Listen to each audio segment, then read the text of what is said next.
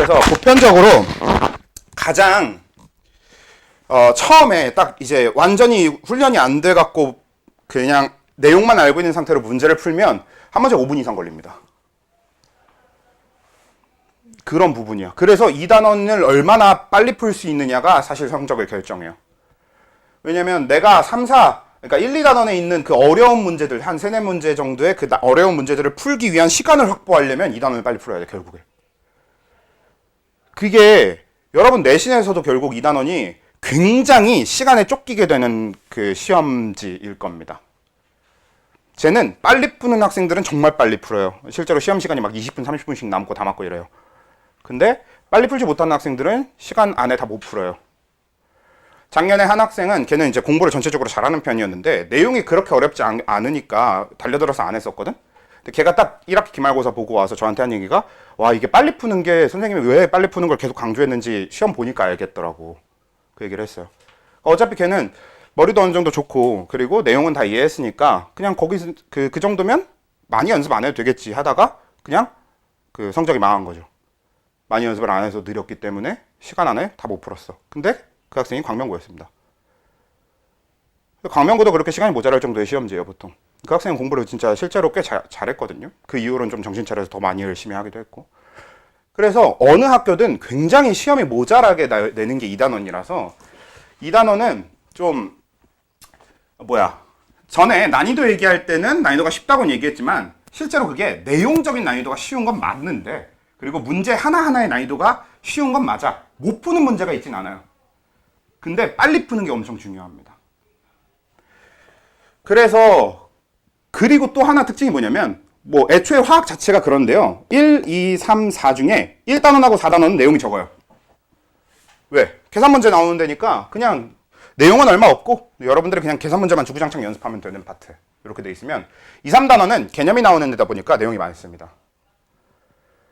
그래서 2단원이 생각보다 굉장히 복병이에요.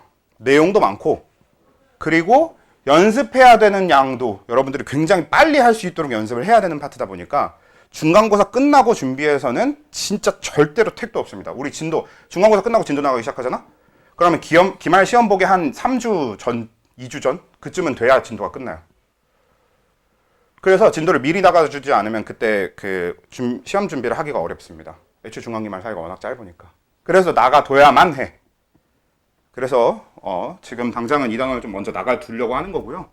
근데 좀 더 늦게 나갔다가는 막 계약하고도 우린 2단원 이렇게 하고 있는데 그럼 1단원 정리가 그냥 더 늦게 그러니까 2단원 어느 정도 정리해놓고 나면 다시 1단원 돌아가서 중간고사 준비를 해야 될 거 아니에요. 그게 제일 적절한 시기가 딱 지금부터 2단원을 좀 나가놓고 다시 2월 말쯤부터 1단원으로 돌아가는 게 매년 해보니까 그게 제일 적합한 것 같아서 그래서 2단원부터 하는 겁니다. 근데 이건 안 할 거예요, 당장은.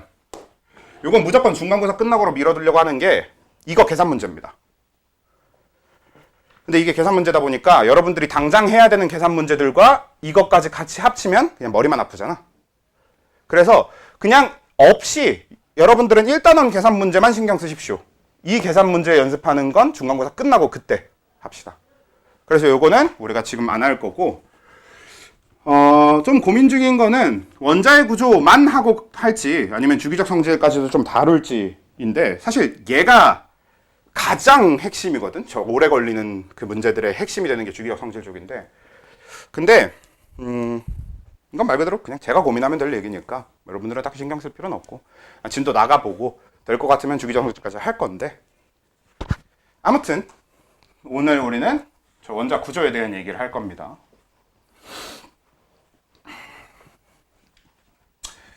그래서 원자 구조를 쭉 먼저 정리를 해 놓을 건데요.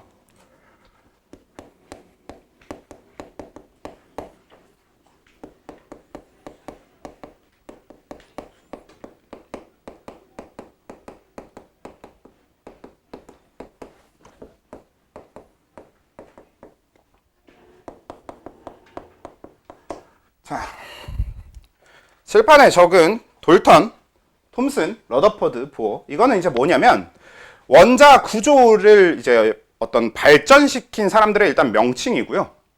그래서 각각의 사람들이 본인이 실험한 걸 토대로 그리고 본인이 생각한 걸 토대로 원자의 모형을 만들어서 우리가 돌턴의 원자 모형, 톰슨의 원자 모형, 러더퍼드의 원자 모형, 보어의 원자 모형 이렇게 발전되어 온 거거든요.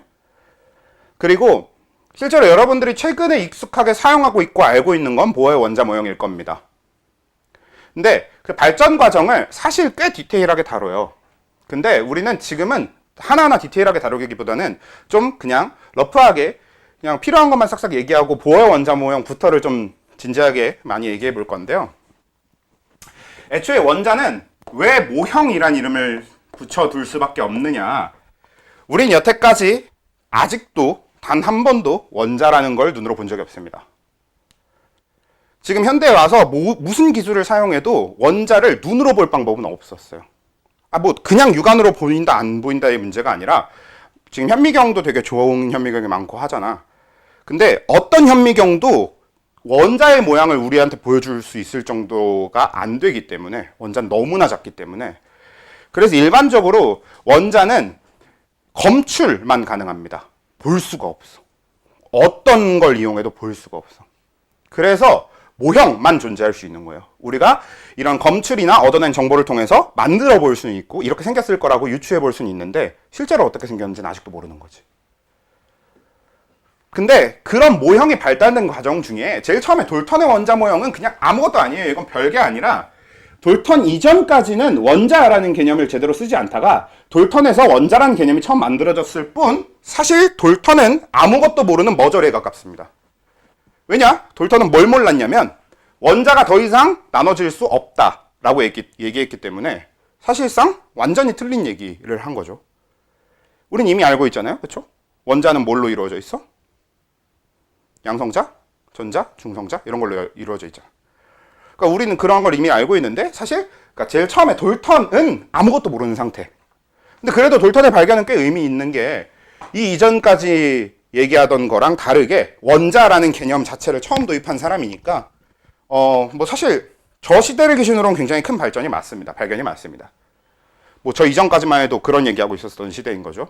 연금술, 그 아리스토텔레스 막 사원소설 있던 거, 탈레스인가요? 네, 그 막 사원소설 이런 거 하고 얘기하고 있던 시대이기 때문에 굉장히 중요한 발견이긴 한데 아무튼 얘는 딱히 우리가 모형에 대해서 알아볼 필요도 없고요. 그냥 얘가 원자의 개념을 처음으로 가져온 사람이다인데 돌턴 원자 모형은 큰 의미가 없다고 하더라도 그 이후에 이제 톰슨의 시대에 오면요. 톰슨이 음극선 실험이라는 걸 합니다.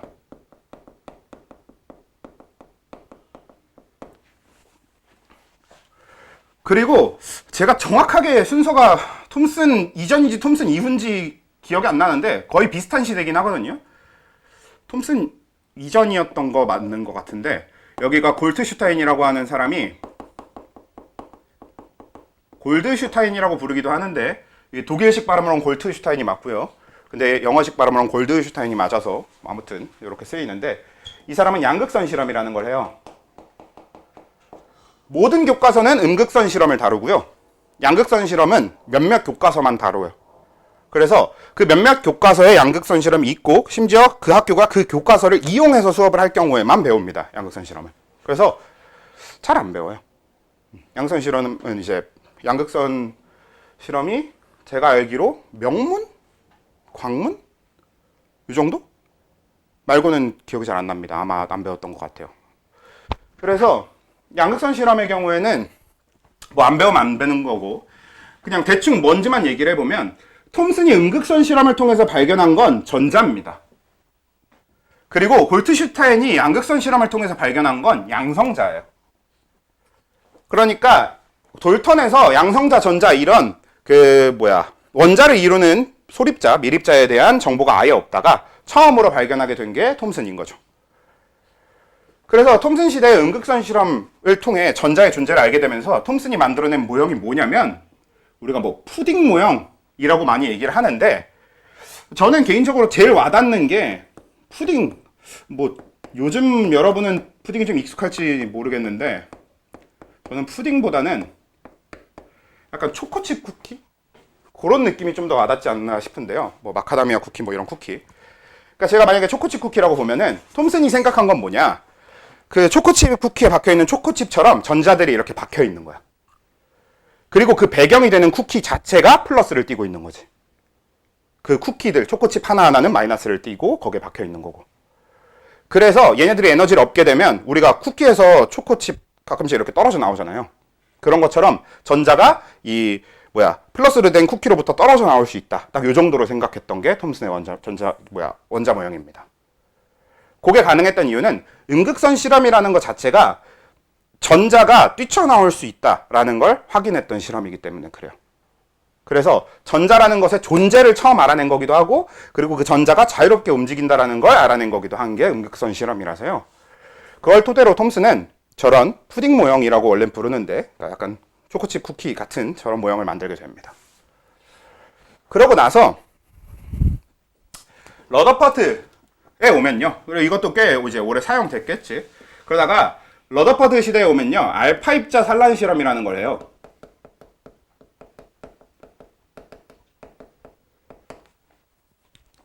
근데 알파 입자 산란 실험에 대해서 얘기하기 전에 여러분들한테 한 가지 질문하고 싶은 게 뭐가 있냐면, 알파 입자가 뭘까요? 는 당연히 터무니없는 질문이고, 알파 입자가 진짜 뭔지는 여러분들이 당연히 맞추기 어려울 거니까, 알파 입자가 뭔진 몰라도 알파 입자가 갖는 성질이 뭘까? 는 생각해 볼 수 있을 거거든.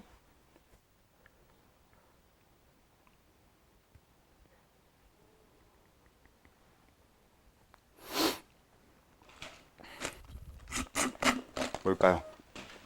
실제로 제가 대학교 다닐 때 정말 많이 쓰던 표현인데, 알파 입자, 알파 파티클 뭐 이런 식으로 쓰는데 뭘까요? 요건 이제 화학, 생명 할 거 없이 과학 전체적으로, 사실 이거는 과학뿐만 아니라 모든 학문에 전체적으로 공통적으로 이제 해당되는 건데요. 원래 알파는 무슨 의미를 갖고 있냐? 플러스의 의미를 갖고 있습니다.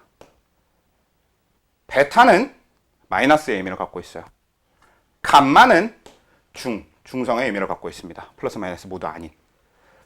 그래서 알파 입자는 플러스를 띤 입자예요. 베타 입자는 마이너스를 띤 입자입니다. 그리고 감마 입자는 플러스 마이너스를 띠지 않은 입자예요. 보통 알파 입자 하면 양성자의 얘기가 주가 되겠고, 베타 입자 하면 전자의 얘기, 감마 입자 하면 중성자의 얘기. 그래서 여러분 방사선 중에 알파선, 베타선, 감마선 이런 게 있거든? 그게 다 알파선은 양성자와 관련된 방사선들이 알파선이고요. 베타선은 전자와 관련된 방사선들이 베타선이고요. 그 다음에 중성자와 관련된 방사선들은 감마선이라고 부르고 이렇게 되는 겁니다. 이거는 되게 여러 개 군데에 쓰여요. 당장 생명과학에서도 한 다다음 주 정도 되면 알파, 베타가 들어간 애들을 배워야 될 거거든.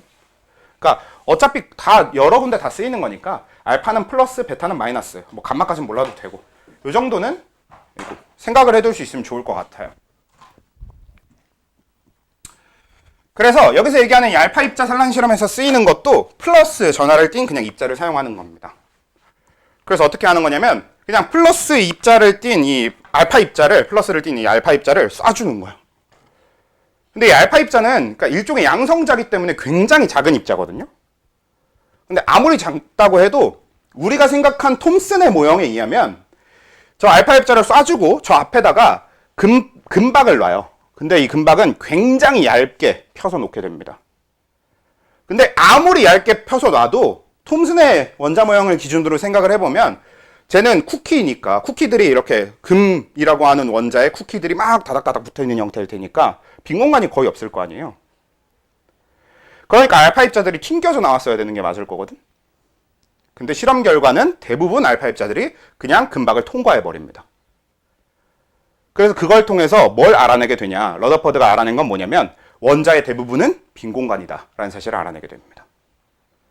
그러면서 러더퍼드가 발견한 건 원자 핵인 거지.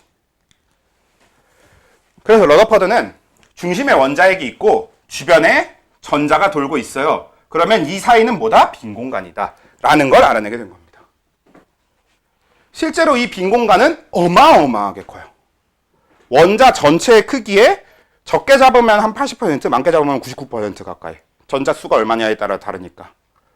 그 정도가 빈 공간입니다. 원자 하나의 크기 전체에서. 그렇기 때문에 굉장히 대부분이 빈 공간으로 이루어져 있을 거고, 그래서 알파 입자들이 그냥 다 통과해 버릴 수밖에 없었던 거지. 알파 입자는 정말 작은, 원자보다도 더 작은 입자니까 그냥 통과해 버리는 거야, 빈 공간으로. 그래서 원자의 대부분은 빈 공간이고, 그러려면 원자 핵이 중심에 따로 있고 주변에 전자가 돌아다니는 형태의 모형을 생각해야 되겠구나가 러더퍼드가 이제 이 원자 핵을 생각해낸 아이디어인 거죠. 자, 그러면 여기까지는 됐는데, 그 다음에 이제 보어의 원자 모형으로 발전하게 된 건 뭐냐면, 얘는 이제 보어부터는 중요하거든요. 왜냐면 보어의 원자 모형은 여러분들이 이미 알고 있는 첫 번째 껍질, 두 번째 껍질 이렇게 얘기하는 그거 있지. 그게 보어의 원자 모형이란 말이야. 근데 그 첫 번째 껍질, 두 번째 껍질을 얘기하는 이 보어의 원자 모형은 그 자체로 근현대 화학의 그냥 모든 근현대 화학의 기본입니다. 기본 베이스예요. 사실 현대 화학에서는 우리가 실제로 다룰 원자 모형은 보어가 아니라 현대적 원자 모형이라고 하는 거를 다룰 거긴 한데요. 근데 현대적 원자 모형을 굳이 사용하지 않고도 대부분의 것들이 설명이 돼요. 보어의 원자 모형만으로도. 그래서 보어의 원자 모형은 상당히 잘 만들어진 원자 모형이거든.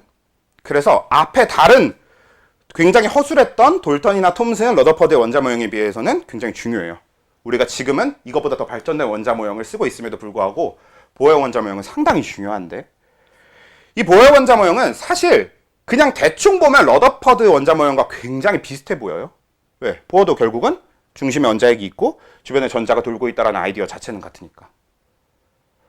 근데 보어는 이제 아까 얘기한 그 주변에 전자가 돌고 있다는 것에 대해서 이 돌고 있는 전자들이 서로 다른 층에서 돌고 있다라고 하는 아이디어를 이제 만든 거잖아. 첫 번째 껍질, 두 번째 껍질. 우리가 얘기하는 그 껍질의 개념.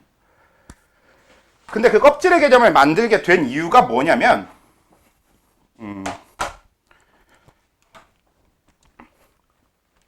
그게 수소, 선, 스펙트럼이라는 실험 때문에 그렇습니다.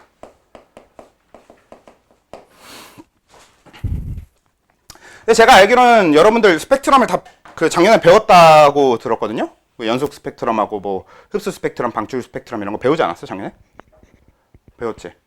배웠을 테니까 원래 이제 어느 정도는 알고 있을 거라고 생각해보면, 그래서 좀 최대한 간단하게 스펙트럼 자체에 대한 설명을 좀 간단하게 해보면, 그러니까 이제 스펙트럼 자체는 그거죠. 우리가 어떤 빛, 그리고 빛이라고 하는 거는 우리 눈에 보여야 되는 게 아니라요, 그냥 어디서든 방사된 방사선은 다 빛이라고 부를 수 있고요. 반대로 얘기하면 모든 빛이 사실 다 방사선이에요. 우리가 사실 방사선이 별게 아닌 게 이거 방사선입니다. 형광등에서 나오는 거 방사선이고요. 우리 몸에서도 계속 지금 방사선이 나오고 있어요. 모든 사람이 내뿜는 방사선, 가장 대표적인 적외선 같은 거. 그러니까 사실 방사선 자체는 몸에 나쁜 것도 아니고요. 방사선은 그냥 입자가 내뱉는 모든 에너지는 다 방사선이에요. 막 소리 이런 형태로 나오는 건 방사선이라고 부르지 않을 수도 있겠지만, 그냥 빛의 형태로 나오는 건. 근데 이게 우리 눈에 보이는 게 아니어도 빛의 형태로 나오는 건 되게 많거든. 눈에 안 보이는 빛의 형태는. 그래서 그런 방사선, 그런 빛을 분광했을 때 얻을 수 있는 결과를 일단 몽땅 스펙트럼이라고 부르죠. 근데 그 중에서 태양을 분광해서 얻게 되는 스펙트럼은 보편적으로 뭐가 나와? 연속 스펙트럼이 나오지. 우리가 흔히 알고 있는 무지개. 근데 사실 왜 우리 태양에서 분광한 게 연속 스펙트럼이 나오는지를 생각을 해보면, 태양이 방출하는 방사선은 그만큼 에너지가 촘촘하게 다 있는 거예요. 그러니까 에너지가 100짜리 파가 있으면 에너지가 100.1, 100.2, 100.3, 100.4 이렇게 다 채워져 있는 거지. 모든 에너지의 파장이 다 나오는 겁니다. 굉장히 여러 개가 다 나와. 그러니까 그걸 우리가 분광해서 봤을 때 연속적으로 보게 되는 거지. 촘촘하게 파장들이 다 나오니까. 그게 기본적으로 연속 스펙트럼이거든. 근데 그건 태양식이나 되니까 그렇고, 그러니까 별들이 내뱉는 에너지는 그렇게 에너지 자체가 엄청나게 크니까 파장별로 촘촘하게 나올 수 있는 거고. 근데 태양을 제외한 대부분의 어떤 방사선의 형태는 우리가 분광을 하게 되면 연속적으로 쭉 이어지는 게 아니라 툭툭 끊어져서 선의 형태로 나오게 되죠. 그래서 우리가 그걸 뭐라고 한다? 선 스펙트럼이라고 부르는 거지. 그러니까 선 스펙트럼의 핵심은 불연속입니다. 연속돼 있지 않은 거지. 이 파들의 에너지가 서로 다 툭툭 끊어진, 연속적이지 않은. 근데 이 수소선 스펙트럼이라고 하는 게 그러니까 어떤 방식으로 실험이 되는 거냐면 우리가 수소를 막 엄청 많이 갖다 놔요. 담아놔. 그리고 이 수소 엄청 많이 들어있는 데다가 밖에서 에너지를 가해줍니다. 그리고 에너지를 이 수소가 흡수를 한 다음에 이 수소들은 우리가 에너지를 흡수시킨 다음 우리가 에너지를 주면 흡수를 할 거예요. 당연히 어쩔 수 없이. 그랬다가 씩 두면 그냥 냅두면 얘네들이 다시 에너지를 방출하거든요. 근데 이게 굉장히 중요한 건데 왜 얘네들이 에너지를 방출하냐면 이거는 화학 전체를 지배하는 굉장히 중요한 이론입니다. 뒤에서도 우리 계속 쓸 거예요. 뭐냐? 모든 물질은 당연히 안정적이려고 하는 경향이 있고요. 이 물질의 항상 모든 물질의 안정적인 형태는 뭐냐? 모든 물질은 에너지가 적을수록 안정적입니다. 되게 사소한 별거 아닌 이야기인데 엄청 중요해요. 화학 전반을 지배하고 있는 이론입니다. 그리고 에너지가 낮을수록 안정적이기 때문에 항상 모든 물질들은 자신을 유지하기 위한 최소한의 에너지만 가지려고 하는 어떤 경향, 어떤 성질을 갖고 있어요. 그래서 우리가 불필요하게 에너지를 주입해주면 그걸 다시 방출해버립니다. 알아서. 그렇기 때문에 에너지가 낮을수록 안정적이고 그래서 물질은 에너지를 무조건 본인이 가질 수 있는 최소한의 에너지만 가지려고 하는 성질을 갖는데 물론 그게 항상 되는 건 아니지만 그래도 그런 경향을 띈다는 거예요. 그러다 보니까 수소를 모아놓고 거기다 에너지를 가해주면 얘네들이 흡수했던 에너지를 가지고 있다가 금방 다시 다 방출을 해버려. 그럼 그 방출되는 걸 우리가 분광을 해서 스펙트럼을 얻으면 그게 수소선 스펙트럼 실험이 되는 겁니다. 근데 수소선 스펙트럼을 보면요. 당연히 불연속적으로 선이 나와야 될 건데 그러니까 뭐 이렇게 여러 개의 선이 나와요. 근데 일단 첫 번째 여러 개의 선이 나온다는 점은 어떤 걸 의미하는 거냐면 서로 수소마다 방출하는 에너지가 다르다는 얘기죠. 근데 이건 당연한 얘기예요. 왜냐면 수소를 엄청 여러 개 갖다 놓고 우리가 에너지를 가해준다고 해도 모든 수소가 다 똑같이 에너지를 흡수하는 게 아닐 거 아니야. 그러니까 얘네들이 흡수하는 에너지가 서로 다 다르기 때문에 서로 다 다른 만큼의 에너지를 또 방출할 수밖에 없어. 흡수한 것부터가 달라서. 간단하게 이걸 어떤 걸로 예를 들어볼 수 있냐면 우리 물을 끓인다던가 아니면 여러분들 뭐 차가운 음식을 전자레인지에 돌려보면 알 수 있지. 분명히 우리는 전체 에너지를 가해줬지만 다 똑같이 따뜻해지지가 않잖아. 그래서 그런 것처럼 수소도 서로 다 다른 에너지를 흡수하기 때문에 서로 다 다른 에너지를 방출하거든. 근데 이게 문제가 그럼 이 실험을 사실 무한히 반복하잖아. 그래서 그 결과들을 쭉 다 모아서 합치면 그냥 우리가 생각한 걸로는 그럼 뭐가 돼야 되냐면 연속 스펙트럼이 나와야 됩니다. 실험 한 번에서는 선 스펙트럼이 나올 수 있다고 하더라도 사실 이걸 무한히 반복하면 100을 흡수한 애들은 100을 방출할 거고 101을 흡수한 애들은 101을 방출할 거고 이렇게 될 거 아니에요. 102를 흡수하면 102를 방출할 거고 103, 103을 방출할 거고 이렇게 되니까 그럼 이 실험을 무한히 반복하면 결국 연속 스펙트럼이 나와야 되거든. 그치? 계속 촘촘해질 거니까 우리가 얻는 결과들이.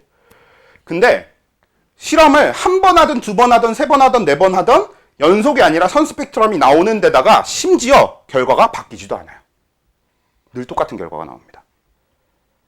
그렇다는 얘기는 뭐냐면 전자들이 에너지를 흡수하고 방출하는데 어떤 규칙이 존재해야 된다는 얘기거든. 그럼 러더퍼드 원자 모형이 틀렸다는 얘기가 됩니다. 왜? 러더퍼드는 모든 전자가 이 궤도상에서 움직이는 거야. 전자가 몇 개가 됐든 얘네들이 위치에 차이가 존재하지 않아. 그걸 생각하지 않았어. 그렇기 때문에 얘는 올라가면 조금 에너지를 좀 얻으면 얻은 만큼 그냥 방출하면 되는 형태였다면 보어는 이제 이 전자들이 에너지를 흡수하고 방출하기 위한 어떤 층이 존재해야 되고 그리고 이 전자들은 무조건 그 층을 따라 움직여야만 하는구나 라는 아이디어를 꺼내게 되는 거죠. 그렇게 되면 정해진 층에 따라 움직이게 되면 항상 정해진 에너지만큼만 흡수하고 방출하게 될 거 아니에요. 그러면 고정적인 결과가 나올 거고 그러면 불연속적이 되는 거지. 그쵸? 마음대로 흡수하고 마음대로 방출할 수 있으면 아까 얘기한 결과가 맞다니까. 그렇잖아. 그쵸? 누구는 1 흡수하고 1 방출, 2 흡수하고 2 방출 이렇게 촘촘하게 다 생기니까. 그래서 그렇게 떠올린 게 보어의 원자 모형, 껍질의 개념입니다. 그래서 이 보어 원자 모형은 수소선 스펙트럼 실험을 위해서, 이걸 설명하기 위해서 보어 원자 모형을 고안한 거고요. 보어 원자 모형을 그림으로 그려볼게요. 자, 여기가 원자 핵이라고 해봅시다. 그럼 지금 이 선이 원자 핵 표면이고요. 여기가 우리가 흔히 얘기하는 첫 번째 껍질. 그리고 다음 두 번째 껍질을 한 이쯤에 그릴까? 두 번째 껍질, 세 번째 껍질, 위에를 잠깐 지워놓고, 네 번째 껍질, 다섯 번째 껍질까지만 일단 할게요. 자, 그래서 보어가 생각한, 그리고 보어가 고안해낸 원자의 이 껍질의 형태는 이렇게 됩니다. 그러니까 여기가 지금 원자 핵이고 여기 원자 핵 표면이면 첫 번째 껍질, 두 번째 껍질, 세 번째 껍질, 네 번째 껍질, 다섯 번째 껍질을 이렇게 해놨어. 뭐야? 특징이 뭐예요? 위로 가면 갈수록, 바깥쪽 껍질로 가면 갈수록 그 틈이 촘촘해지지. 근데 이거 뭐 이렇게 생겼다라고 누군가 얘기하면 이거 구라예요. 왜? 아까 얘기한 것처럼 우리는 아직 원자의 생김새를 몰라요. 우리가 알고 있는 여러 가지 이론들을 통해서 이렇게 생겼을 것이다 유추는 하더라도 원자가 이렇게 생겼다라고 얘기하면 안 돼. 실제로 그래서 껍질이 이렇게 배치되어 있을 거라고 생각하지 않아, 화학자들은. 근데 이건 무슨 의미냐면 저 모양은 각 껍질에 들어있는 전자가, 그러니까 만약에 첫 번째 껍질에 전자가 들어있을 거라면 가져야 되는 에너지를 위치로 표시해 놓은 겁니다. 그러니까 무슨 얘기? 첫 번째 껍질과 두 번째 껍질의 에너지 차이는 이만큼이어야 되고, 두 번째 껍질과 세 번째 사이에 에너지 차이는 요만큼이어야 되고, 세 번째, 네 번째는 요만큼, 네 번째, 다섯 번째는 요만큼 이렇게 돼야 된다는 걸 표시해 놓은 거예요. 우리가 이걸 뭐라고 부르냐면 에너지 준위라고 부릅니다. 제가 원래 이제 설명할 때 그 설명에 필요한 부수적인 다른 내용을 집어넣으면서 얘기하기도 하는데, 오늘 지금 제가 처음부터 지금까지 얘기한 내용 중에서 여러분들이 몰라도 되는 설명을 위한 부수적인 내용은 하나도 없었어요. 다 알아야 됩니다. 교과서에 그대로 다 적혀있는 내용들에 가까워요. 지금까지 한 얘기는. 에너지 준위도 그래서 여러분들이 알아야 되는 표현인데, 이거는 이제 에너지를 어떤 위치 정도로 표현을 하게 되는 거예요. 근데 이것도 어떤 거냐면, 우리가 위치 자체를, 원자의 생김새를 본 적이 없으니까 정확한 위치, 그러니까 정확한 생김새를 모르는 거와 마찬가지로 우린 뭐도 모르냐면 원자나 전자가 실제로 가진 에너지는 모릅니다. 왜냐면 우리의 기술로 뭔가 그 이상 쪼개본 적이 별로 없기 때문에 그래요. 그러니까 우리가 핵분열이라고 해봤자 굉장히 큰 원소들만 가지고 해본 거고, 그리고 그럼 되게 작은 원소들 가지고 핵분열을 해본 적도 없고, 그리고 우리가 측정할 수 있는 에너지는 고작 해봐야 핵분열이든 핵융합이든 그런 반응이 일어날 때 에너지를 알 수 있는 거지, 실제 원자 자체가 가진 에너지는 몰라. 원자가 무슨 일을 할 때 방출하는 에너지, 이건 측정할 수 있어. 반대로 원자가 흡수해, 그러면 흡수하는 에너지, 이건 측정할 수 있어. 근데 원자가 실제로 가진 에너지, 이건 안 되는 거지. 왜? 원자를 에너지 0인 상태까지 쪼개볼 수 있어야 우리가 그걸 측정할 수 있는데, 그런 본 적이 없으니까, 그런 기술이 없으니까. 그래서 실제로 첫 번째 껍질에 있는 전자가 에너지를 얼만큼 갖고 있는지 몰라요. 두 번째 껍질에 있는 전자가 에너지를 얼만큼 갖고 있는지 몰라. 그래서 이걸 우리가 어떤 방식으로 계산했냐면, 이 에너지 준위를 구하는 식이 어떻게 되냐면, 이 n은 마이너스 n제곱분의 1312. 이건 화학하시는 여러분은 몰라도 됩니다. 이건 이제 설명을 위해서 하는 거야. 다만 물리하시는 분들은 어차피 알아야 돼요. 물리에선 계산을 하거든요. 그래서 물리하시는 분들은 알아야 되는데, 화학하시는 분들은 식까지는 몰라도 돼요. 우리는 그냥 이해를 위해서 제가 그냥 식을 적은 거예요, 화학에선. 자, 그런데 이 에너지 준위라고 하는 게 왜 이렇게 식을 갖는지를 얘기하기 전에 한번 그냥 적어놔 보면요. 여기서 n이 뭐냐면, 자, 제가 여기다 n은 1, n은 2, n은 3, n은 4, n은 5 이렇게 적어놨잖아요. 실제로 이 n은 주양자수라는 걸 뜻해요. 근데 주양자수가 뭔지는 나중에 우리가 양자수를 어차피 다 정리를 해야 되니까 그때 가서 자세히 얘기할 건데, 당장은 그냥 별 개념 아니고 첫 번째 껍질을 n은 1, 두 번째 껍질을 n은 2, 세 번째 kop질을 n은 3 이렇게 적어둔 거예요.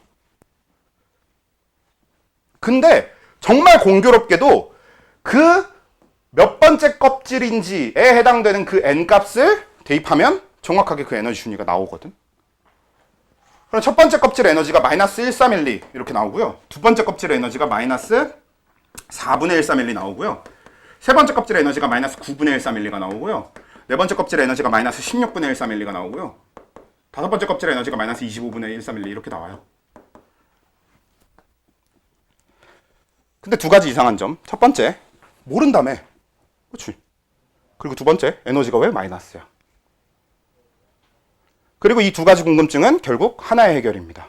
뭐냐면 우리는 이 전자의 에너지가 0인 상태를 가정을 해두고 그때보다 얼만큼 적은지를 측정해 놓은 겁니다. 여기서 아주 재밌는 개념이 나오는데 원자의 에너지가 0인 상태를 우리가 뭐라고 표현하냐면 무한대 번째 껍질, 즉 주양자수가 무한대인 껍질이거든요. 그럼 에너지가 0이 돼요. 왜? 리미트 n이 무한대로 갈 때 마이너스 n제곱분의 1,312는 0으로 수렴하거든. 다 안 해?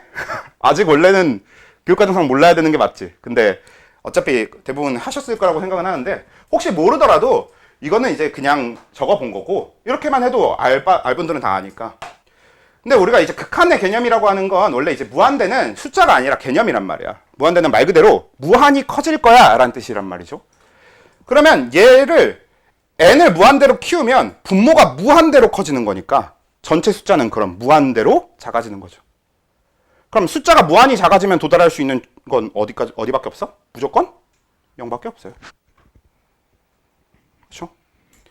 그래서 우리가 에너지가 0인 지점, 즉 무한대 번째 껍질을 산정해 놓고 그 무한대 껍질을 기준으로 그 에너지가 0인 지점을 기준으로 얼만큼씩 에너지가 적으냐라는 걸 계산해 놓은 겁니다. 근데 이게 말이 안 되는 게 무한대 번째 껍질이라는 걸 정의하는 게 말이 안 되잖아요. 그러면 이건 어떻게 정의한 거냐면 실제로 무한대 번째 껍질은 뭘 얘기하냐? 이 전자가 원자핵으로부터 완전히 벗어났을 때를 뜻합니다. 그냥 이 원자핵으로부터 전자가 완전히 벗어난 거야. 원자핵과 전자 사이에 인력이 아예 작용하지 않아. 그랬을 때를 우리가 무한대 번째 껍질에 있다 이렇게 표현해요. 주로 우리가 이걸 관찰할 수 있는 경우는 두 가지. 하나는 자유전자. 금속에서 주로 볼 수 있고요. 두 번째는 이온화. 우리가 이온이 되면 전자를 버리기도 하잖아요. 그럴 때. 실제로 이온이 되거나 자유전자가 되려면 그래서 전자를 버리면서 이온화가 되려면 그 전자가 정확하게 무한대 번째 껍질까지 가야 돼요. 예를 들면 수소 이온이 되려면 수소는 첫 번째 껍질에 전자가 있잖아요. 실제로 수소 원자 하나당 1312kJ를 정확하게 가해주면 수소 이온이 됩니다. 정확하게 전자가 딱 떨어져 나올 수 있어요. 그러면. 그치? 첫 번째 껍질하고 무한대 번째 껍질 사이의 에너지 차이가 1,312니까 딱 그만큼 가해주면 되는 거야. 그렇게 계산한 거예요, 실제로. 그래서 이 에너지 준위라는 게 이런 개념입니다. 말 그대로 에너지 상대적인 위치인데 뭘 기준으로 해놓은 거냐면 에너지가 0인 무한대 번째 껍질이라는 걸 상정해 놓은 거예요. 사실 우리가 여태까지 발견한 전자의 껍질 수는 8개예요. 실제로 그것도 심지어 8번째 8주기 원소 같은 경우에는 그냥 존재한다고 볼 수도 없기 때문에 우리가 주로 7주기 원소, 사실 7주기 원소도 존재한다고 볼 수도 없기 때문에 거의 6주기까지만 주로 다루거든요. 8주기가 있나? 7주기가 지금 맥스였나? 8주기가 맥스였나? 그거 제가 좀 긴가민가 하긴 한데 어차피 요즘 원소 추가되고 있는 것들은 그 원자 발견 그게 있어요. 원자 발견 규칙이 몇 펨토초 이상 존재해야 되고 뭐 이런 게 있어. 그러니까 한마디로 뭐냐면 사람이 만들어. 그리고 그 만들어서 우리가 정해놓은 기준만큼 이상만 버틸 수 있으면 그걸 원자로 인정해서 등재해 주는 거거든요. 그래서 사실상 우주에 실제로 존재하는 원자 이런 건 아닙니다. 요즘 추가되고 있는 원자들은. 사람이 만든 원자에 가까워요. 그리고 그걸 어디다 쓰지도 못해. 딱 그 정해진 시간 이후면 거의 다 붕괴를 해버립니다. 없어져요, 그냥. 그래서 어차피 우리가 주로 사용하고 주로 얘기할 수 있는 게 6번째까지가 전부다 보니까 6번째 껍질 정도까지만 주로 사용하면 되고 그러면 6번째 껍질 다음을 그냥 무한대 정도로 두면 돼요. 그 정도 얘기가 되는데 근데 그마저도 우리는 뭐야? 20번까지만 주로 다루니까 우리가 주로 다룰 껍질은 한 3번째, 4번째 여기서 끝나는 거지. 그렇죠? 그 19번하고 20번인 칼륨, 칼슘이 그 4주기 원소니까. 그래서 우리는 딱 그래봤자 한 4번째 껍질, 주양자수가 4인 껍질 정도까지만 다루는데 아무튼 기본적으로 에너지 준위가 이렇게 되거든. 근데 이게 에너지 준위를 이렇게 관찰을 해놓고 그리고 이걸 계산을 해놓고 보니까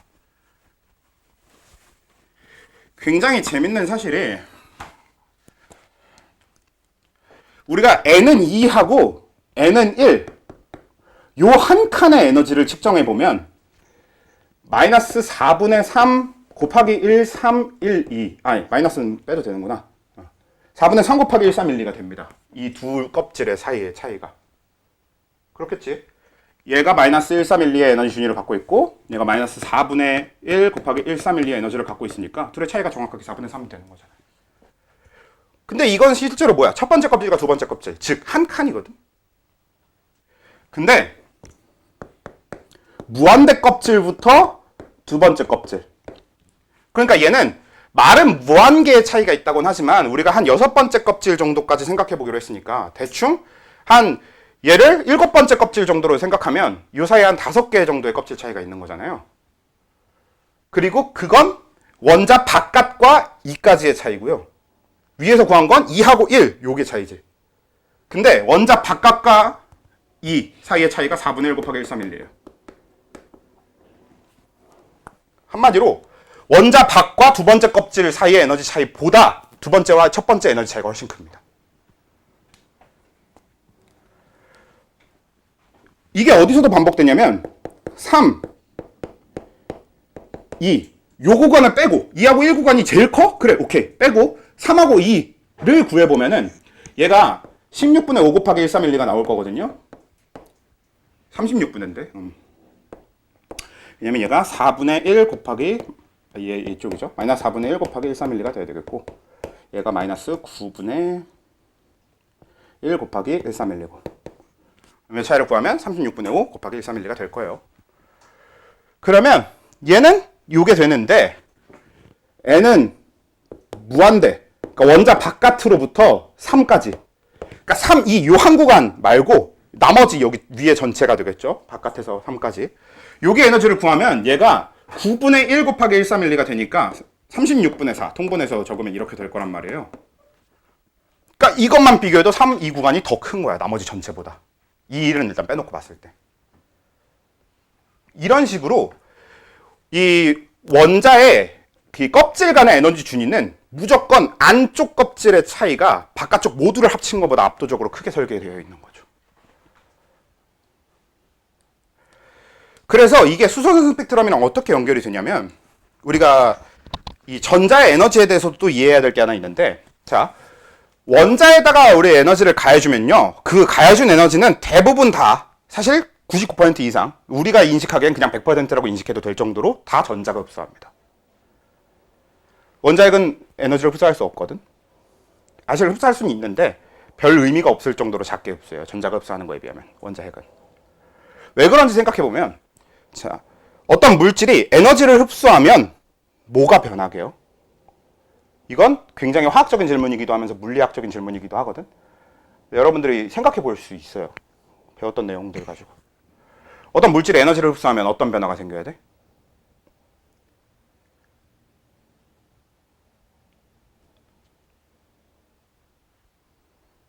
에너지의 변화는 무조건 운동 상태의 변화를 만듭니다. 그렇죠? 무조건이에요. 항상 에너지를 흡수한 물질은 전보다 다른, 더 활발하거나 혹은 아예 다른 형태의 운동 상태를 가져야만 하고요. 에너지를 방출하게 되면 더 활발하지 못한, 그러니까 더 둔하거나 다른 형태의 또 그 운동 상태를 가져야만 해. 그래서 이 운동 상태라고 하는 게 에너지를 얘기할 때 제일 중요한 게 되는데, 반대로 얘기하면 어떤 입자가 에너지를 갖고 있으려면 그 가진다는 것 자체가 운동 상태를 가져야 된다는 뜻입니다. 어떤 입자도 운동 상태 없이 에너지를 가질 수는 없어요. 그러다 보니까 얘네들이 운동 상태에 따라서 에너지를 가질 텐데, 근데 원자핵은 운동을 안 해요, 거의. 원자핵의 운동은 제자리 진동인데, 그래봤자 원자핵의 제자리 진동은 거의 없다시피 할 정도로 작고요. 사실 원자의 운동성을 갖는 거는 전자죠, 전자. 그래서 에너지를 우리가 가해주게 되면 마찬가지로 원자핵의 운동성의 변화는 거의 나타날 수가 없기 때문에 대부분의 에너지를 다 전자가 가져올 수밖에 없습니다. 왜? 전자는 운동 상태의 변화가 굉장히 쉽게 일어나니까. 이미 운동하는 애라서. 운동 상태를 원래 갖고 있는 애라. 심지어 어떤 것도 있냐면, 자, 이미 우리가 껍질상에서 보면 알 수 있다시피 바깥으로 가면 갈수록 에너지가 많아야 되거든? 근데 이게 껍질 자체가 에너지를 가진다기보다는 이게 무슨 뜻이냐면 전자가 여기 존재하려면 이만큼, 여기 존재하려면 요만큼 이런 뜻이어야 되는 거예요. 뭐 실제로 눈에 보이는 껍질이 있는 건 아니니까. 근데 전자는 어떻게 에너지를 갖고 있냐? 자전과 공전의 형태로 에너지를 갖고 있는 겁니다. 정확하게 뭐랑 똑같냐면 전자가 왜 자전하고 공전해야 되는지를 생각해보면 간단하게 여러분 그런 거 들어본 적 있지 않아요? 지구가 자전이나 공전을 멈추게 되면 어떻게 된다? 태양으로 끌려 들어갑니다. 우리가 태양 중력을 버티고 태양에서 일정 거리를 유지하기 위해선 지구가 운동 상태를 가지고 에너지를 갖고 있어야만 그 일정 거리를 두고 돌아다닐 수 있는 거거든. 근데 전자랑 원자핵도 원자핵이 플러스고 전자가 마이너스이기 때문에 마찬가지예요. 전자가 운동 상태를 갖지 않으면 무조건 끌려 들어가요. 반대로. 그리고 그 운동 상태가 그럼 활발하면 활발할수록 더 멀리 있을 수 있게 되는 거지. 그래서 바깥쪽 껍질로 가면 갈수록 에너지가 많다라는 걸 더 쉽게 생각해 볼 수 있는 거거든. 편하게. 그래서 우리가 수소를 갖다 놓고 에너지를 흡수하고 방출시키는 과정이 그럼 어떻게 되는 거냐면 원래 수소는 무조건 첫 번째 껍질에 전자가 있을 테니까 얘가 우리가 에너지를 가해주면 누구는 이만큼 흡수해서 여기까지 올라가고 누구는 여기까지 흡수해서 여기까지 올라가고 누구는 여기까지 이런 식으로 딱 정해진 에너지만큼을 흡수하고 다른 껍질로 이동하는 겁니다. 그리고 이걸 냅두게 되면 어떻게 되냐면 여기에 있던 전자들이 이제 다시 이렇게 내려오는 거지. 근데 에너지가 낮으려는 경향을 보인다라는 것 중에 뭐가 있냐면 이게 조건상 어떤 수소는 여기까지 흡수했지만 여기까지 다 방출하지 못하는 경우도 있어요. 그러면 한 두 번째 껍질까지만 방출하면 요만큼만 방출하는 거지. 흡수는 이만큼 했더라도. 근데 그래봤자 항상 뭐예요? 다 정해진 값이 나오겠죠. 이 껍질끼리의 에너지 차이는 다 정해져 있으니까. 그래서 이 수소선 스펙트럼 실험을 딱 정확하게 분석을 해보면 어떻게 나오냐면은 이 수소선 스펙트럼 실험과 지금 요 에너지 준이 만들어 놓은 걸 통해서 계산해 본 에너지와 비교해 보면 정확하게 일치하게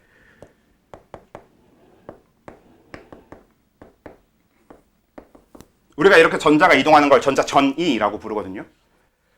전이 출발점이 세 번째 껍질이든 네 번째 껍질이든 다섯 번째 껍질이든 여섯 번째 껍질이든 무한대 번째 껍질, 그러니까 완전히 원자 밖에 나갔다가 다시 들어오는 거든 상관없이 어디서 출발하든 두 번째 껍질로 떨어지면 항상 가시광선을 방출합니다. 라는 걸 계산을 통해서 증명해낸 거죠. 저렇게 해놓고 비교해보면 정확하게 이렇게 나와요. 가시광선이 뭐예요? 그렇죠. 우리 눈에 보이는 모든 광선, 빛을 가시광선이라고 부르는 거지. 그리고 가시광선은 그래서 뭐가 있어? 색깔이 있죠. 눈에 보이는 거니까. 그래서 그 가시광선을 방출하는 게 얘네들이거든. 그래서 실제로 뭘 볼 수 있냐면 전자전이가 어떻게 일어났느냐에 따라서 색깔도 나타납니다. 자, 우리 가시광선 영역에서 가장 에너지가 적고 파장이 긴, 실제로 우리 에너지랑 파장은 반비례하거든요. 그래서 에너지가 가장 작고 파장이 가장 긴 색깔이 누구게? 빨간색이지. 그러면 저기, 자, 저 전자전이에서 가장 에너지가 작은 전자전이는 어떻게 될까요? 도착점은 항상 2여야 되잖아. 3에서 2랑 4에서 2랑 무한대에서 2랑 여기 중에서 가장 에너지가 적은 게 뭐예요?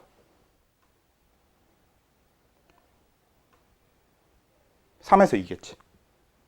3에서 2는 요만큼만 떨어지는 거고 4에서 2는 요만큼, 5에서 2는 요만큼이니까 3에서 2가 가장 요 가시광선 영역에 해당되는 것 중에 작을 거거든. 실제로 정확하게 3에서 2로 떨어지면 빨간색이 나옵니다. 그리고 가시광선 중에서 가장 에너지가 많고 파장이 짧은 게 누구예요? 그치, 보라색이지. 그리고 정확하게 무한대에서 2로 떨어지면 보라색이 나와요. 사실 보라색은 완전히 보라색은 안 나왔던 것 같은데 얼추 보라색 가까운 색이 나옵니다. 좀 진한 파란색 그 정도. 그래서 그걸 우리가 이걸 통해서 확인할 수 있었다면, 그럼 이거보다 더 에너지 큰 애들은 다 어떤 애들일 거냐면 도착점이 n은 1인 애들일 거거든요. 출발점이 무한대에서 n은 2까지. 어디서 출발하든 상관없어. 이 전자전이의 도착이 1. 그러니까 원래 수소의 가장 안정적인 상태까지 전자가 떨어지게 되면 그때는 늘 자외선을 방출합니다. 왜? 자외선이라고 하는 건 가시광선 중에서 에너지가 가장 큰 보라색, 보다 더 에너지가 큰 바들을 자외선이라고 부르는 거기 때문에, 그러니까 가시광선보다 크면 자외선이 나올 수밖에 없는 거지. 실제로 아까 계산한 거잖아요. 무한대에서 2까지의 에너지 차이보다 2하고 1 에너지 차이가 더 크기 때문에 이 구간을 포함만 하고 있으면 무조건 다 자외선이 나오는 거예요. 가시광선보다 에너지가 크니까. 그래서 저 영역에 들어가는 건 다 자외선이 나옵니다. 반대로 얘도 전자전이의 출발점이 어디든 상관없어. 도착점이 얘는 3 이기만 하면 얘는 적외선이 나옵니다.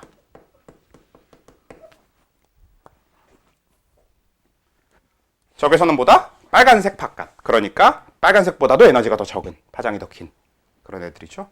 그리고 얘네들은 3하고 2, 요 구간이 없어졌고 요 구간만 포함하고 있게 되는 거니까, 그러니까 가시광선 영역에 해당하는 그 어떤 빛보다도 일단 에너지가 적을 수밖에 없죠. 3하고 2 구간을 잃어버렸으니까.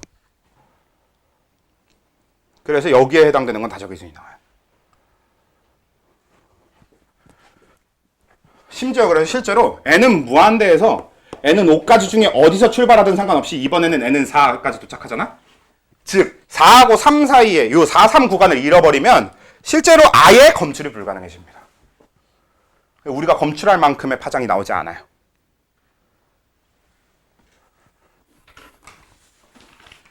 우리는 적외선보다 작은 에너지는 검출하기 굉장히 힘들어 하거든요. 그래서 딱 요거에 대해서 아셔야 되고요. 여러분들은 그냥 요거랑 왜 이렇게 되는가를 이해해 주시면 되고, 이걸 계산까지 해봐야 되는 건 이제 물리하시는 분들만 하면 되는 거고. 일단 그렇게 되고요. 자, 그러면 이렇게 얘기하고 나면 보의 원자 모형에 대해서 얘기는 다 끝난 거나 다름없어요. 보의 원자 모형은 사실상 딱 이걸 위해서 만들어진 원자 모형인 거야. 이 수소선 스펙트럼을 실험하기 위해서. 근데 이 실험의 명칭이 수소선 스펙트럼이잖아요. 지금까지 얘기한 이 모든 건 다 수소한테만 적용됩니다. 왜냐면 이 에너지 준위 식 있지. 애초에 이것부터가 수소한테만 적용돼요. 왠지 간단하게 생각해보자.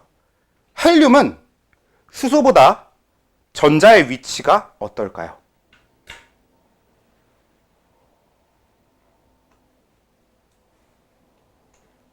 핵에 더 가까울까? 핵에서 더 멀까?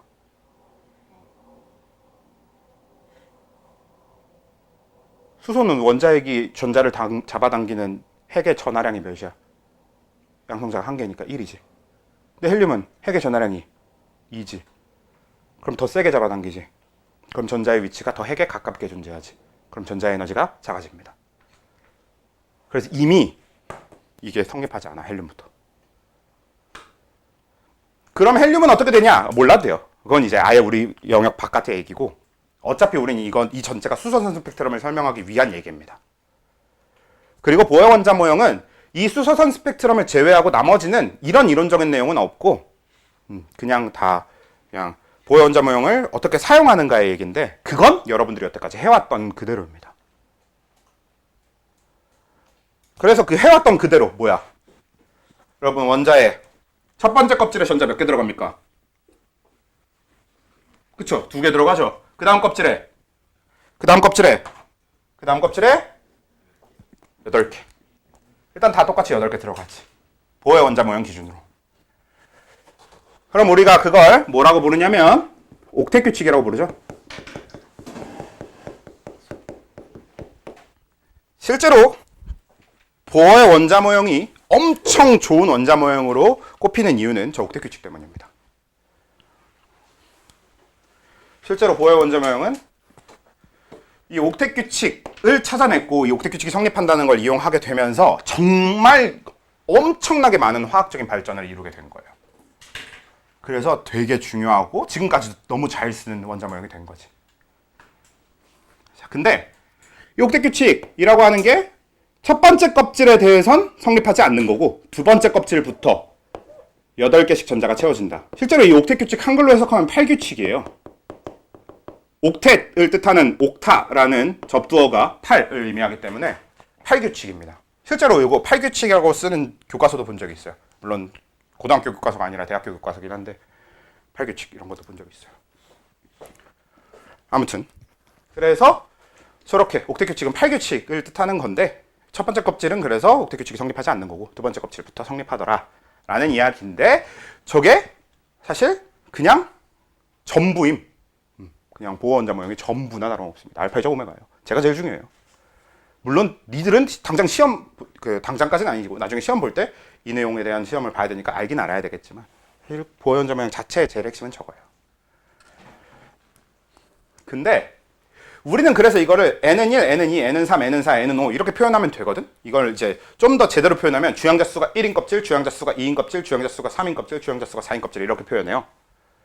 근데 우린 그냥 편하게 첫 번째, 두 번째, 세 번째 해왔잖아요.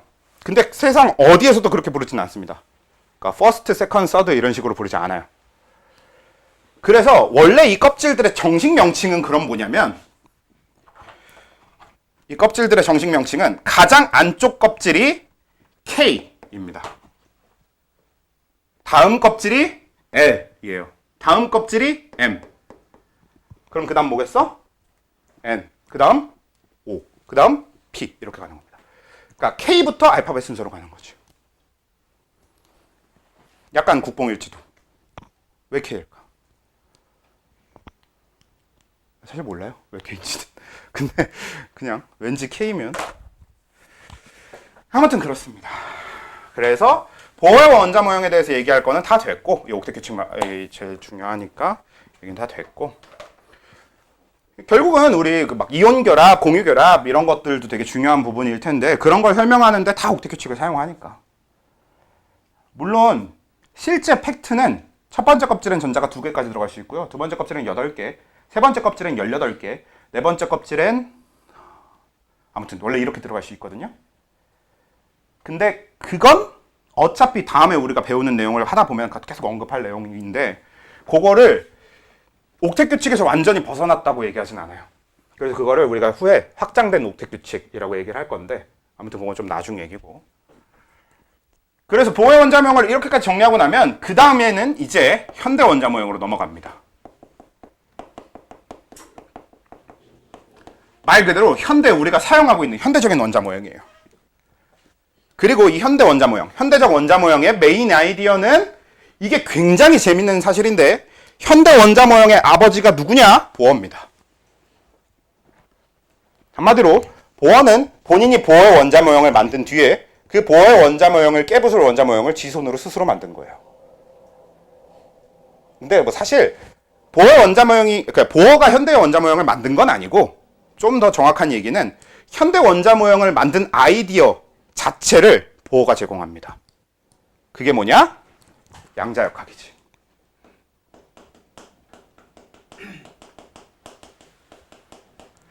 사실상 보어, 닐스 보어라는 사람은 양자역학의 아버지예요.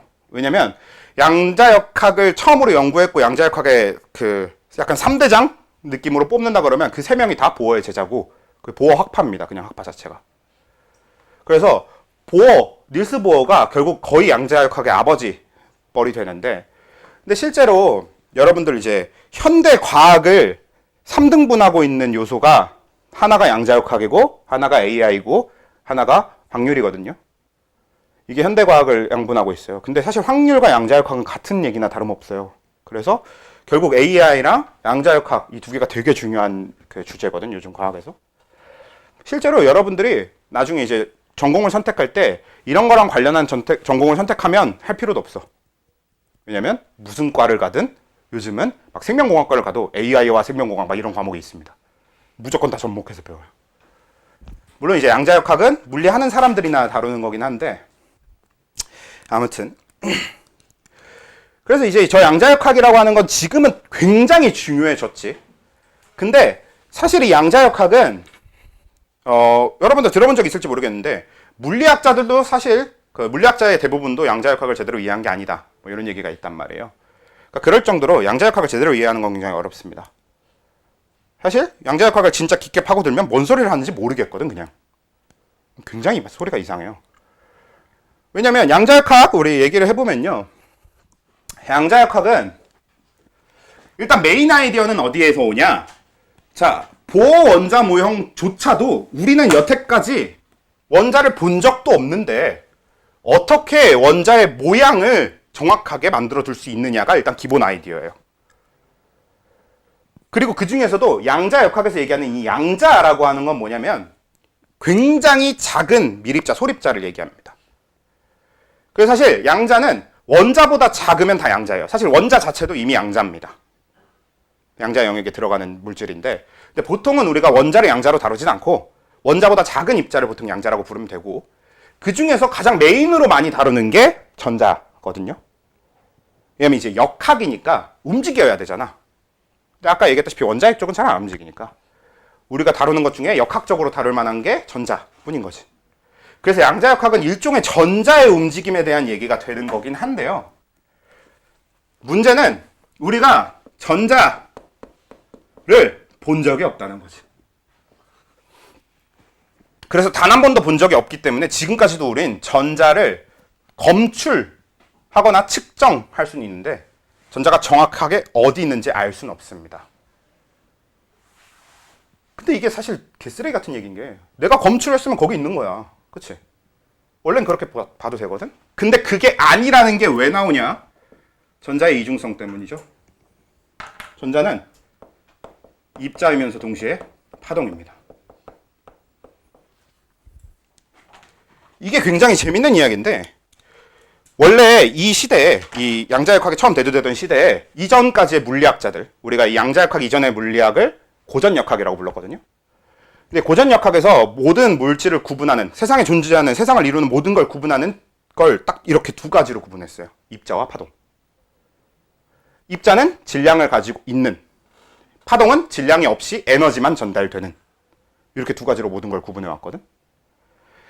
그래서 파동은 파동성을 갖고 파동 방정식이라는 걸 이용해서 계산해 볼 수 있었던 거고, 입자는 우리가 흔히 알고 있는 입자와 관련된 모든 고전역학이 다 성립해야 되는 거고, 뭐 F는 MA라든지 모든 질량과 관련된 공식들이 다 성립해야 되는 거고. 그래서 실제로 정말 잘 되고 있었어. 모든 걸 입자와 파동으로 잘 나눠서 아주 잘 쓰고 있었어. 다 됐어, 다. 근데 갑자기 전자는 입자인 동시에 파동이래. 그래서 아인슈타인이 발작을 합니다. 실제로 아인슈타인은 자기가 죽을 때까지도 양자역학을 믿지 않았어요. 그럴 만한 게 사실 드라마만 봐도 여러분들이 아인슈타인이야. 그럼 내가 여태까지 공부한 게 있고 이론이 있어. 그래서 세상의 모든 거를 딱 이렇게 두 가지로 분류하고 있었는데 너무 잘 되고 있었던 거야. 예외가 하나도 없었어. 근데 갑자기 누가 나타나갖고 아니 전자는 사실 이 둘 다임 이러면 믿어지겠냐고. 그게 안 믿어지지. 그래서 실제로 아인슈타인은 끝까지 양자역학을 거부한 사람인데, 양자역학, 아인슈타인뿐만 아니라 고전역학을 주가 됐던 대부분은 양자역학을 다 싫어했는데, 근데 이게 왜 나왔냐면, 이게 이중슬릿 실험이라고 하는 실험인데, 뭐 전체 실험까지는 알 필요가 없고, 자, 이렇게 판에다가 두 군데 구멍을 뚫어 놓고 뒤에 전자가 부딪히면 검출이 되도록 놔둬요.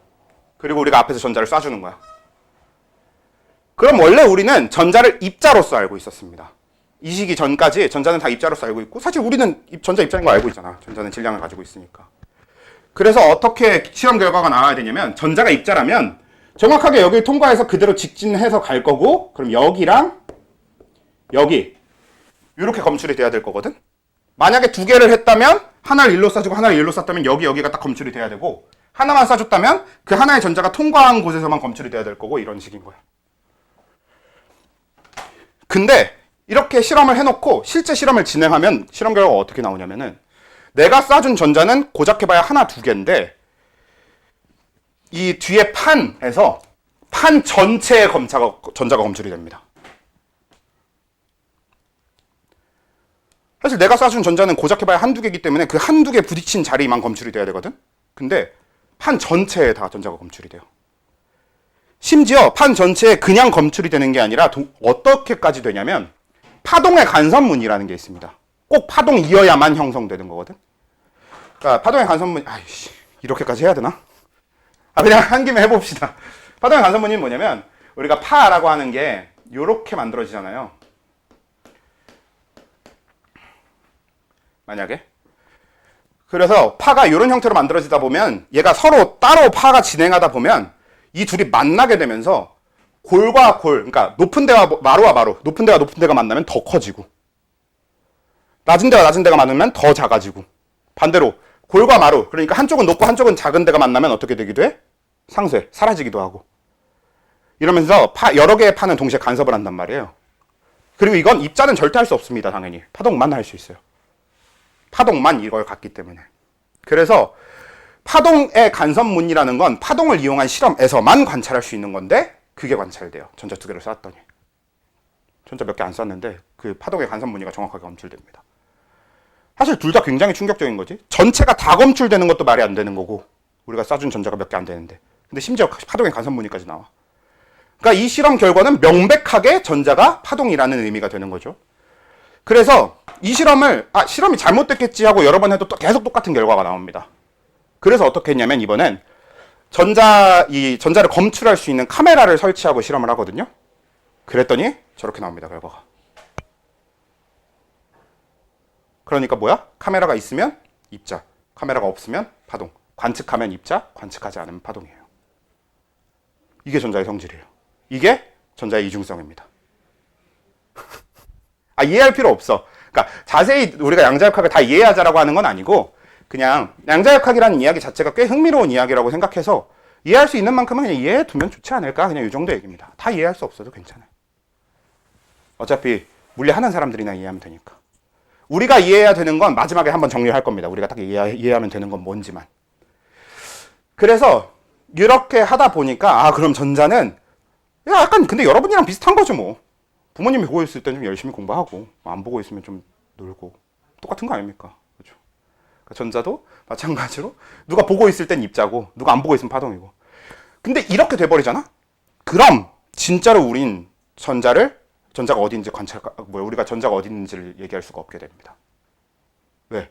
보고 있을 때 우리가 관측해서 얻은 결과는 우리가 관측하지 않을 때의 결과랑 전혀 다를 테니까. 우리가 관측해서 얻은 모든 결과는 우리가 관측하지 않을 때는 아무 소용이 없다는 얘기잖아요. 그렇죠? 그러면서 전자에 대해서는 우리가 여태까지 생각한 게 다 틀렸을지도 모른다라고 얘기하게 된 거고 이게 불확실성의 원리라고 하는 거랑 연결이 돼요. 그리고 이것도 굉장히 재밌는 건데 우리 양자역학 하면은 양자역학과 관련해서 가장 많이 나오는 실험이 슈레딩거의 고양이라는 실험이 있어요. 근데 이게 사실 슈레딩거는 고전역학 하는 사람입니다. 그래서 슈레딩거는 양자역학이 말이 되냐 하면서 반박하려고 만든 사고 실험이 슈레딩거의 고양이입니다. 이건 말 그대로 사고 실험이야. 뇌로 한 실험이거든요. 그래서 뭔지 한번 설명을 해드려보면 이게 되게 웃긴 게 왜 웃기냐면 슈레딩거는 반박하려고 슈레딩거의 고양이라는 실험을 만들어서 사고 실험을 해서 사람들한테 이 양자역학 하는 사람들한테 반박하려고 썼는데 현재에 와서는 양자역학을 가장 잘 설명하는 실험이 되어버렸습니다. 그게 아이러니하지. 그래서 실험이 설계가 어떻게 되냐면 상자를 놓고 고양이를 놓습니다. 고양이를 제가 그려봤자 어차피 하찮게 그릴 테니까 글로 적을게요. 그리고 우리가 이 상자를 보통 뭐라고 표현하냐면 고립계라고 얘기를 하는데 뭐냐면 상자의 밖과 안은 그 어떤 상호작용도 불가능해. 그러니까 안에 정보가 밖으로 나올 수 없어요. 즉 무슨 얘기냐? 뭐 냄새가 나온다던가 빛이 나오지도 않아. 그러니까 우리가 밖에서 상자 안을 볼 수도 없는 상태고 상자 안에 소리를 들을 수도 없고 상자 안에 그 어떤 정보도 밖으로 나올 수 없어. 반대로 바깥에 그 어떤 정보도 상자 안으로 들어가지 않아. 완전히 고립된 개라고 보통 표현하거든요, 이걸. 그래서 이런 고립된 개에 이런 상자 안에 고양이를 넣어놓고 그리고 여기다가 무슨 물질을 넣어놓냐면 2분의 1의 확률로 일정 시간마다 2분의 1의 확률로 방사성 붕괴를 일으키는 물질을 넣어놓습니다. 실제로 방사성 물질이나 어떤 것들은 그 붕괴 확률이 붕괴를 확률적으로 하는 애들이 생각보다 되게 많거든요. 그래서 이런 걸 넣어놓고 얘가 붕괴를 하지 않으면 냅두고 얘가 붕괴를 하게 되면 여기서 안으로 독가스를 방출하도록 되어 있어요. 상자 안으로 독가스가 방출되도록 설계되어 있는 상자인 거지. 그리고 독가스를 마시면 고양이는 거의 무조건 죽는 그런 식으로 해놓은 거죠, 설계를. 실제로 이런 실험을 한 건 아닙니다. 너무 잔인하잖아. 실제로 한 건 아니고 사고 실험이에요. 말 그대로 생각해서 실험을 한 거지. 그래서 이렇게 실험을 설계해 놓게 되면 안에 그 어떤 정보도 밖으로 나올 수가 없기 때문에 독가스가 살포됐는지 여부도 우리는 알 수가 없고 붕괴됐는지 알 수도 없고 고양이가 살아있는지 소리도 들을 수 없고 안을 볼 수도 없으니까, 그럼 저렇게 되면 저 안에 있는 고양이를 우리가 확인할 수 없다고 하더라도 저 고양이가 그러면 살아있는 동시에 죽어있다는 얘기냐? 사실은 저 고양이는 살아있거나 죽어있거나 둘 중 하나일 거다. 그냥 밖에서 확인할 수 없을 뿐이다. 이게 이제 슈레딩거가 하고자 하는 얘기였거든?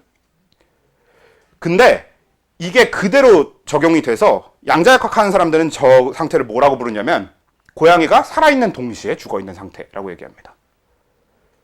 그게 뭐 여러분들이 들어본 적이 있을지 모르겠지만 그게 양자 중첩 상태라는 거거든. 전자가 여기에 있는 동시에 없는 상태. 그걸 양자 중첩이라고 하는데 개소리긴 해요. 이게 사실 여기부터가 양자역학이 이해 안 되는 가장 메인 포인트입니다. 사실 말도 안 되는데.